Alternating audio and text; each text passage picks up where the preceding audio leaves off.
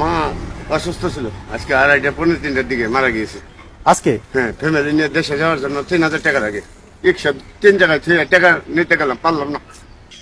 তেমন এক ব্যবস্থা আল্লাহ যদি করতে দিতাম। আপনার কাছে মোটেও টাকা নেই? না,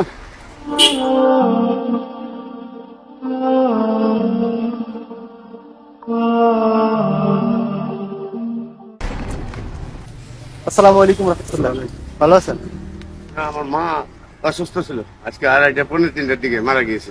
আজকে? হ্যাঁ, ফ্যামিলি নিয়ে দেশে যাওয়ার জন্য 3,000 টাকা লাগে। 3 জায়গায় টাকা নিতে গেলাম, পারলাম না।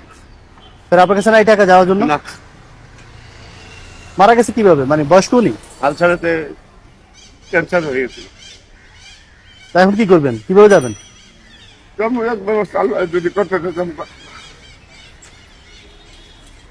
আপনার কাছে মোটেও টাকা নেই? না, তো রিক্সা যেখানে গ্যারেজে থাকেন ওখানে গ্যারেজের মালিকি টাকা ওর থেকে টাকা ধার নিতে পারে না? আমার নিজের কারণ চাচ্ছি 3-5-6 জায়গায় পাইলে।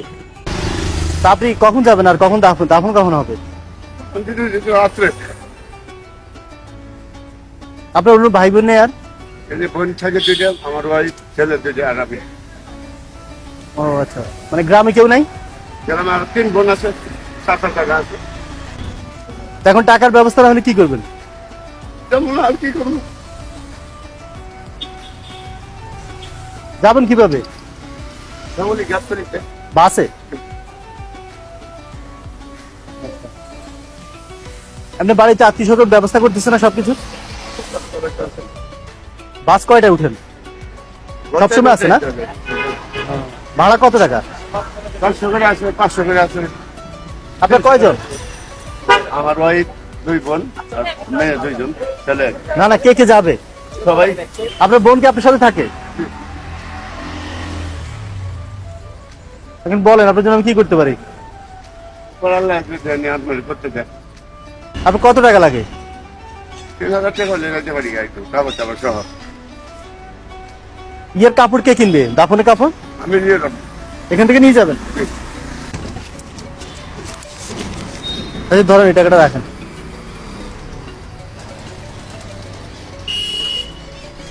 আপনি নামাজ পড়েন 5 ওয়াক্ত? বাকি তো পড়তে পারি না তো ভাইয়া। 5 ওয়াক্ত পড়া যায় না? পড়াতে যাই।